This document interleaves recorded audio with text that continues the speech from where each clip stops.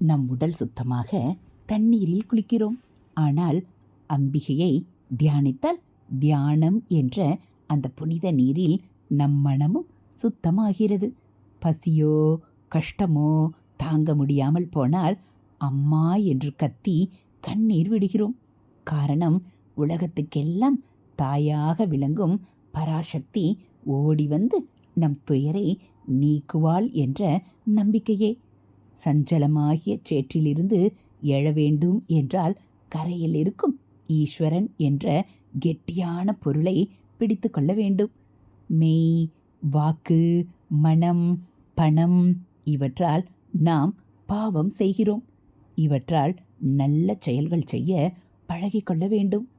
அன்புதான் அழகு, காருண்யம்தான் லாவண்யம். ஒரு நாள் ஜுரம் அடித்தால், சிறிது கோபதாபம் வந்தால் முகத்தின் அழகு போய்விடுகிறது. ஆனால் அம்பாளின் அருளை பெற்றால் அதன் அழகு மறையாமல் நிற்கிறது. ஹரஹர சங்கர, ஜெய ஜெய சங்கர, ஹரஹர சங்கர, ஜெய ஜெய சங்கர. மகாபெரியவா சரணம். இது மகாபெரியவா அருள்வாக்கு.